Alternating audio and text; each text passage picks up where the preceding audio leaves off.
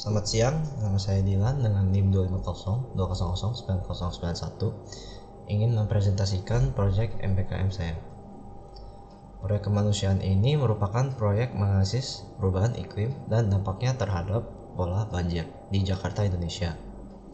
Dengan menggunakan visualisasi dengan dashboard. Tujuan dari video ini adalah untuk memberikan informasi mengenai dampak perubahan iklim terhadap pola banjir. Jakarta telah menghadapi masalah besar dengan banjir, dan beberapa alasannya adalah karena perubahan iklim. Dan proyek ini kami akan menggunakan bahasa pemrograman Python dan Jupyter Lab untuk membuat dashboard untuk memvisualisasikan data yang menunjukkan bagaimana perubahan iklim mempengaruhi banjir di Jakarta. Data yang dikumpulkan untuk proyek ini diambil dari sumber-sumber open source seperti Google dan portal Climate Knowledge dan Kaggle. Manfaat dari proyek ini adalah untuk memberikan pengetahuan kepada masyarakat tentang bagaimana aktivitas manusia seperti bahan bakar, pengundulan hutan dapat mempengaruhi perubahan iklim dan menyebabkan perubahan cuaca dan banjir. Dari dashboard ini kita bisa lihat beberapa data yang sudah divisualisasikan.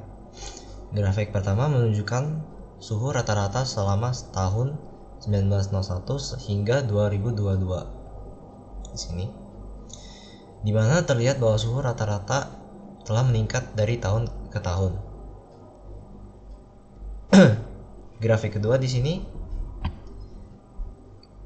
kita bisa lihat bahwa dia menunjukkan data banjir yang menampilkan jumlah kelurahan dan kecamatan yang terkena dampak banjir.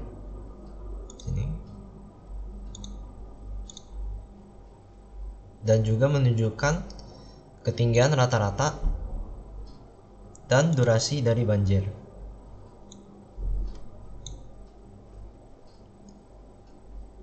Ya, untuk grafik terakhir, ia menunjukkan rata-rata suhu minimum, min, dan maksimum bulanan selama tahun 1991 hingga 2020. Dia juga menampilkan curah hujan rata-rata. Itu di sini. Dari visualisasi data tersebut, kita dapat melihat korelasi antara rata-rata suhu permukaan dan dampak banjir selama bertahun-tahun.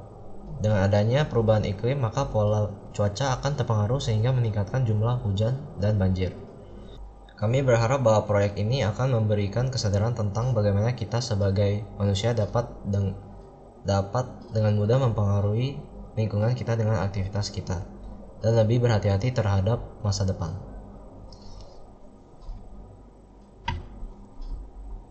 Itu saja dari saya. Terima kasih.